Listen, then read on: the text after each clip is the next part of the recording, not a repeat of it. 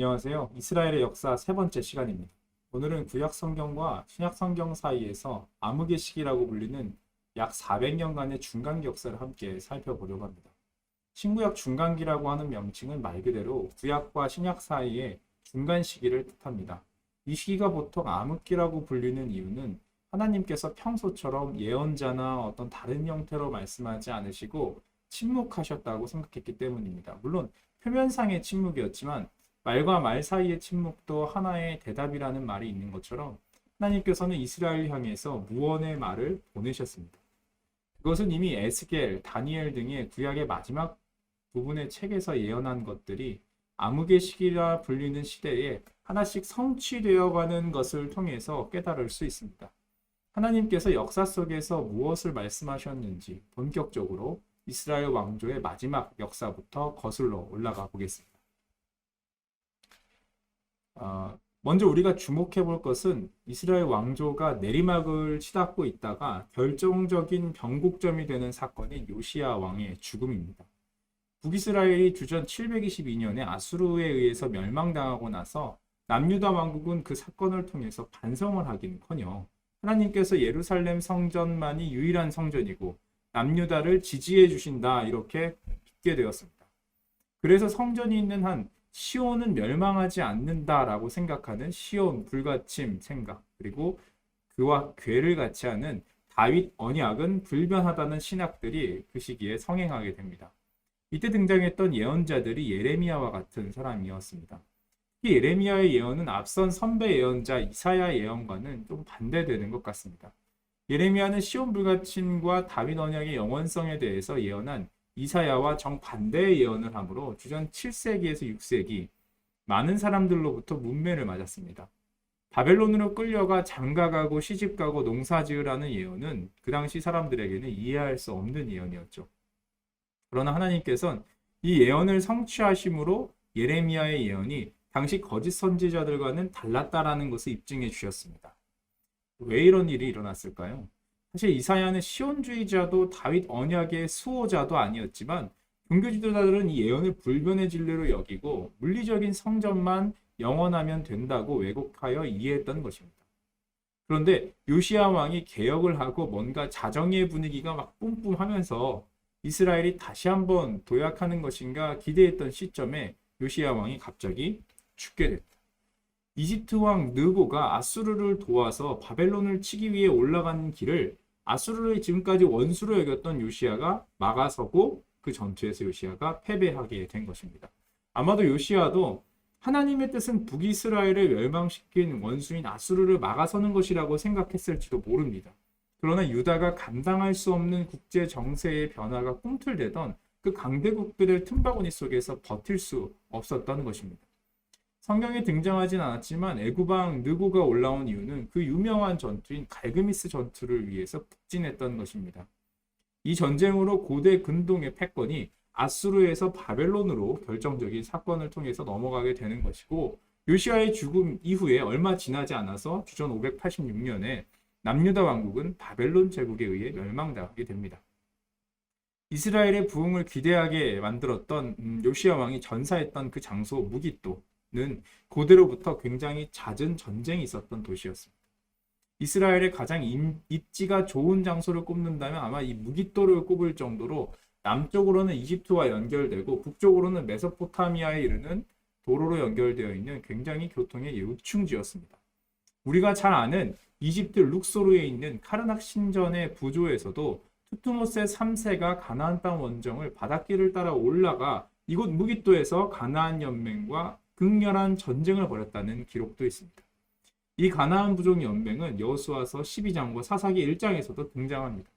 무깃도가 요충지인 만큼 지난 시간 다뤘었던 솔로몬의 철병거 기지가 바로 핫솔과 게셀 그리고 이곳 무깃도에 있었던 것입니다. 이곳의 발굴은 독일의 슈마어에 의해서 1903년도부터 시작되었다가 중단되고 미국의 록펠러의 후원으로 시카고 대학이 1925년 이어서 발굴을 하다가 이후에는 히브리 대학이 1971년까지 몇 차례 발굴을 더 진행했습니다. 이 발굴을 통해서 이곳의 역사가 무려 7,000년이나 되고 26개의 도시층이 있었고 그리고 아합 시대의 성문과 솔로몬의 철병거 성의 육방 성문이 발굴되어서 그 중요성이 굉장히 크다는 사실을 알게 됩니다. 그래서 요한계시록 16장에 세기의 마지막 전투가 아마겟돈이 등장하죠. 바로 이 무기또의 이름에서 유래된 것임을 우리는 추측할 수 있습니다. 히브리어 아마겟돈을 좀 더 분명하게 발음하면 하르 무기또입니다. 무기또 산이라는 뜻이죠. 고대로부터 전쟁이 잦았던 산이기 때문에 만일 정말 큰 전쟁이 일어난다면 바로 이곳에서 날 것이다, 이렇게 이야기를 하는 것입니다. 이런 혼돈의 시기에 그래도 하나님께서는 희망의 씨앗을 남겨두셨습니다. 지금 보시는 이 유물은 여호와긴 배급 토판이라는 토판으로 현재 베를린의 페르가몬 박물관에 소장되어 있습니다. 여호야긴이 나타나는 첫 부분만 살펴보자면 이렇습니다. 이 번역은 레스터 그레비의 고대 이스라엘 역사에 번역된 글입니다. 야후드의 땅의 왕 야후킨에게 야 땅의 왕 야후키누를 위하여 2분의 1, 야후드 땅의 왕의 5 아들을 위하여서 2와 2분의 1, 유다인 8명을 위하여서 4신라 각각 2분의 1 이렇게 적혀 있죠. 여호야긴을 야후키누라고 부르고 그의 아들들과 백성에게 식량을 배급한 내용이 적혀 있습니다. 바벨론 역사에서도 이 여호야긴의 존재가 드러나는 것입니다. 하나님은 이 여호야긴을 통해서 하나님 나라 프로젝트의 적극적인 방해 공작과 같은 행동을 했던 이스라엘에 대해서 다시 한번 인내하시고 회복의 여지를 두십니다. 하나님께서는 예레미야를 통해 하신 심판의 예언도 성취하셨듯이 회복의 예언도 성취하시는 것입니다. 그는 왕위에 오른 지 3개월이 채 안 되어서 포로로 잡혀갔던 왕이었습니다. 37년간 감옥 생활을 했던 이 왕은 바벨론 왕위 앞에서 다른 왕들은 다 죽었지만 이 포로이지만 왕과 같은 대우를 받으면서 풀려나는 왕이 됩니다. 바벨론이 비록 잔인하고 남유다를 멸망시킨 나라였지만 하나님은 이런 상황에서도 새롭게 시작할 수 있는 분임을 보여주십니다. 다윗 왕조의 후손 유다의 왕 여호야긴의 석방은 곧 유다의 석방과 같습니다. 그리고 또다시 새로운 왕으로 이스라엘을 다시 시작하는 것이 아니라 이제는 새롭고 예상치 못한 방식으로 새롭게 하나님의 통치를 시작하실 것임을 선언하시는 것입니다. 그것은 이 땅에 임하는 하나님의 나라, 성전 그 자체가 되시는 예수님을 통해서 그리고 우리들을 통해서 그 나라가 시작된다라는 것입니다. 여호야긴을 석방되게 하시고 그를 통해서 스룹바벨이 나오고 그리고 예수님으로 계보가 이어지게 됩니다. 두 번째로 살펴볼 것은 고레스 왕의 칙령입니다. 지금 보이시는 이 실린더는 고레스 왕 실린더라는 유물입니다. 이 유물에서 보시다시피 굉장히 우리가 알아볼 수 없는 문자들이 이렇게 빼곡히 박혀 있는데요. 바로 고레스가 칙령을 선포한 글자들이 여기에 빼곡히 적혀 있는 것을 볼 수 있습니다. 영원히 유지될 것 같았던 그 제국 아수르, 바벨론도 멸망하게 되고 이제 페르시아가 패권을 장악하게 되면서 우리가 잘 알고 있는 고레스 칙령이 반포되어서 많은 포로들이 이제 귀환하게 되는 거죠. 대형 박물관에 전시되어 있는 이 고레스 실린더는 이런 글자가 적혀 있다고 합니다. 나 고레스는 세계의 왕이며 성소들과 그 안에 있던 신상들을 티그리스강 저편의 신성한 도성들로 귀환시켰으며 그들을 위하여 영구적인 성소를 지어주었다 라는 내용이 적혀 있다고 합니다. 고레스가 자신을 위해서 각자의 신들에게 기도하라면서 포로들을 귀환시키고 그 포로들이 섬기던 신의 신전들도 짓게 도와준 것입니다. 그리고 이런 포용 정책에 바벨론에게 수탈을 당했던 종족들은 쌍수를 들고 페르시아에게 점령당한 것을 환영할 정도였다고 합니다. 귀환 공동체는 이제 성벽을 보수하고 성전을 재건하기 시작합니다. 그런데 여전히 이들은 출애굽 백성과 같이 불평과 불만이 잇따랐고 다시 제국들의 침략 시기를 보내게 됩니다. 세 번째로 우리는 헬라 제국과 그리고 분열 헬라 제국을 한번 살펴보려고 합니다. 다니엘서에서 언급된 네 짐승은 일반적으로 바벨론, 페르시아, 헬라, 로마 이렇게 뜻한다고 알려져 있죠. 그래서 그중 두 나라의 지배를 우리가 보았고 이제 두 나라가 남아 있습니다. 헬라와 로마의 지배를 받게 되는 이스라엘의 운명은 풍전 등화와 같았습니다. 페르시아 때가 좋았지 할 정도로 헬라와 로마의 지배 시기는 이스라엘에게 굉장히 고통이었기 때문입니다. 얼핏 보면 찬란한 헬라 로마 문명이지만 그들의 칼은 굉장히 매서웠습니다. 페르시아 제국까지만 하더라도 어느 정도 자치권을 인정했지만 헬라와 로마는 점령 지역을 헬라화시키고 로마화시키는데 굉장히 노력을 많이 했습니다. 이 시기에 벌어지는 중요한 몇 개의 사건들은 우리가 중간기 시기 그리고 예수님의 오심을 좀 더 분명하게 이해하는 데 도움이 될 것입니다. 제가 존경하는 한 교수님의 표현이 이 시기의 표현이 재밌습니다. 이스라엘을 괴롭힌 구약의 조폭들은 바벨론, 페르시아라는 아시아 조폭이었는데 그리스 로마 조폭들은 이것에 비해서 학력도 엄청나고 세계적인 조폭이었다라고 표현합니다. 마케도니아의 알렉산더 왕만 보더라도 그 스승이 아리스토텔레스였죠. 그에게 철학을 배워서 헬라 철학을 세계에 전파하겠다는 그런 꿈을 꾼 게 아닐까 하는 생각이 듭니다.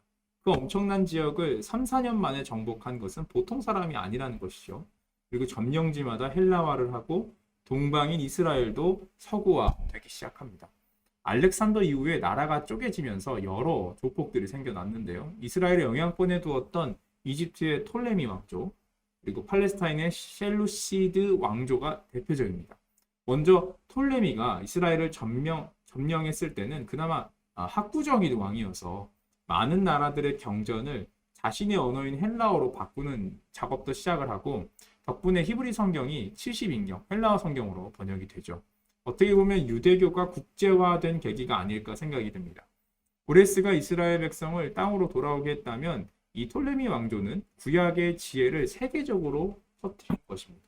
이런 글이 있습니다. 그때 만물의 창조주께서 내게 명령을 내리시고 나를 창조하신 분께서 내 천막 칠 자리를 마련해 주었다. 이 집회서 24장 8절에 나오는 말인데요. 이것은 70인경의 일부로 속해 있는 집회서, 실학서라고 불리는 지혜문학의 극치인 책입니다. 지금도 이것은 카톨릭에서 구약으로 이제 인정을 받는데요. 이 책은 헬라 철학, 그러니까 아리스토텔레스에게 배웠던 알렉산더가 이제 막 헬라화를 시켰던 그 영향을 받아서 헬라 철학의 이성과 지혜를 초월적 이성과 실체 그리고 진리로 여겨서 하나님의 임재를 지혜와 비슷하게 표현한 책입니다. 그래서 헬라 철학의 지혜라는 것이 창조주 하나님과 같은 것이며 창조주의 지혜가 비로소 이스라엘에 머물게 되었다라고 유대인들이 책을 썼던 것이죠. 그래서 하나님 나라는 이제 회복되고 완성되었다고 보았고 부활도 필요 없다고 주장을 하기 시작합니다. 그래서 고통의 시대에 선포되었던 선지서는 필요 없고 모세오경만 최고로 여기게 되었습니다. 어디서 많이 듣던 이야기 아닌가요? 바로 사두개파의 신학적 배경이 바로 이 실학서, 집회서에서 나왔다고 추측됩니다. 헬라 시대에 싹트게 된 이 신학이 예수님 시대에까지 이어져서 부활을 부정하고 현재에 안주하던 사두개인들에게 이르게 된 것이죠. 복음서의 저자들은 하나님 나라가 이제 시작되었다고 말하고 회개와 복음의 선포 그리고 예수님을 따르라 이렇게 주장했지만 사두개인들은 이미 하나님 나라가 회복됐고 지금 이 정도면 괜찮아 라고 생각해서 부활도 필요 없고 로마도 괜찮았던 것입니다. 예수님께서 사두개인들을 만나셔서 이 여러 선지서들을 인용하시지 않고 모세오경을 인용하신 것도 바로 이 사두개인들이 모세오경을 최고로 여겼기 때문에 그랬던 것입니다. 네 번째로 하스몬 왕조를 한번 살펴보겠습니다. 마지막으로 우리가 셀루시드 왕조의 지배와 이에 반발해서 나왔던 이 왕조, 하스몬 왕조를 살펴보는 것인데요. 이때부터 우리가 알고 있는 묵시문학이라는 것이 태동되기 시작합니다. 이스라엘이 힘들지만 조금 살만할 때는 이상적인 지혜문학이 꼽히면서 여기가 좋사오니 하면서 행복해하는 실학서, 지혜서가 나왔는데 이제 거의 고통의 끝자락인 이 셀루시드 왕조를 만나면서 하나님이 어디 계십니까? 처절하게 울부짖는 묵시문학이 나타나는 것입니다. 대놓고 욕하면 큰일 나니까 우리 빼앗긴들에도 봄은 오는가 하면서 돌려서 한탄하고 욕을 할 수밖에 없는 비유, 은유 이런 것들이 풍부해지는 것이죠. 물론 학문적으로 굉장히 엄밀하게 말하면 이렇게 단순하게 구분을 지을 수 없지만 조금 우리가 쉽게 접근하기 위해서 단순화시키면 지금과 같이 말할 수 있습니다. 셀루시드의 대표적인 악한 왕은 안티오쿠스 에피파네스 4세입니다. 그의 별명이 미친 사람이었던 것만큼 폭정이 대단했습니다. 자기 자신을 에피파네스, 그러니까 신의 현현이라는 뜻인데요. 그렇게 자칭하면서 강압적으로 점령지를 헬라화시켰던 왕입니다. 아직 버티고 있었던 예루살렘은 철저하게 헬라 도시로 리모델링 됩니다. 이 때문에 심지어 성전의 제사장들이 헬게 보건수를 하는 성형수술을 막 받고, 어떤 문헌에 보면 짐나지움 가서 막 놀고 싶어가지고 제사 빨리 끝나고 막 달려갔다고 하는 그런 기록도 있습니다. 그리고 이런 제사장 직분이 구약의 전통대로가 아니라 돈을 주고 사고 팔기도 했죠. 이에 예루살렘은 뼛속까지 헬라화 되어가고 있던 반면에 이 지방은 조금 상황이 나았다고 합니다. 그런데 이제 안티오쿠스는 아주 섬세하고 아주 디테일하게 거기까지 찾아가서 헬라화를 진행시켰다고 합니다. 유대인들의 회당에다가 돼지피로 더럽히고 여기가 제우스 신전이다 외치기도 했습니다. 이스라엘 신앙을 지키면 사형을 시키겠다고 협박도 했죠. 그때 시골에서 조용하게 지내던 제사장 마타티아스는 그의 아들들과 함께 이 협박을 거절하고 5 아들과 함께 들고 일어난 것이 바로 마카비 혁명인 것입니다. 이들은 처음부터 폭력적이고 싶었던 사람들이 아니었습니다. 그런데 강압적인 이 헬라의 압박은 이들을 폭력적이게 만들었고, 그들의 신학적 기반은 이 출애굽 광야 공동체의 부정함을 폭력으로 막았다라고 평가되는 비느하스에게 있었습니다. 하나님은 이스라엘의 정결함을 지키시기 위해서 폭력도 불사하신다 생각하고 무력으로 들고 일어났던 것이죠. 실제로 마카비라는 말은 망치를 뜻하는데요. 망치 들고 예루살렘 성전에 가서 막 우상들을 다 붙였다고 합니다. 이때 이스라엘이 아직도 성대하게 지키고 있는 명절이죠. 하누카, 수전절이라고 하는 그 성전 정화 사건이 여기서 나온 것입니다. 이것은 마치 우리나라의 독립운동이 동아시아에서 유례가 없었던 그런 저항운동이라고 평가하는 것처럼 마카비 혁명도 당시에 정말 강대국들 틈바구니 속에서 이 작은 이스라엘이라는 변방의 나라가 보여준 아주 희귀한 독립운동의 성공 사례였습니다. 그러나 이들도 얼마 가지 못해서 변질되고 정치적으로 타협을 하게 됩니다. 처음에는 예루살렘을 수호하는 그런 것에 만족하다가 점차 영토 확장에 욕심을 품으면서 자신들이 반발했었던 셀루시드 왕조와 협상을 하게 됩니다. 셀루시드 왕과의 협상을 통해서 자기 자신이 대제사장에 오르는 것을 약속받으면서 조금씩 그 왕가가 내리막길을 딛게 되는 것이죠. 그러다 결국 로마의 폼페이우스 장군에 의해서 멸망당하게 됩니다. 이후에 이 지역의 왕이 된 헤로드 왕도 유대인이 아니었지만 이 영웅 같은 사람들의 정통성을 계승하고 싶어가지고 하스몬 왕가의 공주와 결혼을 했던 것입니다. 아마도 이 시기에 지금 화면에 보시던 것 같이 이 쿰란 동굴에서 생활하던 에센파가 시작됐다고 추측이 됩니다. 많은 이스라엘 사람들이 예루살렘을 탈환하고 성전도 정화시킨 하스몬 왕조를 기대했지만 대제사장직을 또다시 협상하는 이런 모습을 보면서 실망했을 것이고, 이때 대제사장직에서 쫓겨난 사독 계열의 대제사장이 아마도 광야의 쿰란으로 가서 자신들이 새로운 성전 공동체라고 주장하는 쿰란 공동체가 된 것으로 추측하는 것입니다. 여기에 세례 요한도 이 에센파, 광야에서 주로 활동했으니까요. 이 에센파 쿰란의 일원이 아니었을까 하는 추측도 있습니다만 그것은 조금 약한 추측입니다. 만약 그가 에센파였다면 쿰란 공동체에서 막 나와가지고 많은 사람들한테 포교 활동을 하진 않았을 것입니다. 쿰란 공동체의 특징은 자신들만이 유일한 구원의 대상이고 참 이스라엘이라고 여겼기 때문에 자기들끼리 모여서 율법을 잘 지키고 자기들끼리 지내는 데만 열심이었던 사람들이었습니다. 그런데 세례 요한이 동굴에서 나와서 막 광야에서 소리치고 막 새 시대 준비했다. 이것은 그가 에센파가 아닌 확률이 더 높다는 것을 반증하는 것이죠. 세례 요한이 준비했던 그 새 시대, 그것은 쿰란처럼 특정 유대인만을 구원하겠다는 시대가 아니었습니다. 그리고 사두개인들과 같이 이미 로마 제국에 의해서 하나님 나라가 완성되어 가고 있고 특정 계층이 혜택을 받을 것이다. 이런 것을 주장하는 시대, 그것이 이루어지는 시대가 아니었습니다. 예수님을 통해서 시작된 새로운 시대, 그 시대는 유대인과 헬라인 모든 인종과 귀족, 부호를 넘어서 고아와 과부들도 하나님 나라의 시민과 백성이 될 수 있는 그런 놀라운 시대였습니다. 지금까지 살펴본 혼란한 시대 속에서도 하나님은 여전히 예언이 성취됨을 통해서 일하고 계심을 보여주셨습니다. 그리고 이스라엘과 온 인류의 본경 속에서 예수님이라는 새로운 해법을 통해서 구원의 역사를 다시 이어가십니다. 그 이야기는 성경뿐만 아니라 우리가 발을 딛고 있는 역사 속에서도 분명하게 드러나고 있다는 것을 깨닫게 합니다. 다음 시간에는 초대교회의 시작을 함께 살펴보겠습니다. 감사합니다.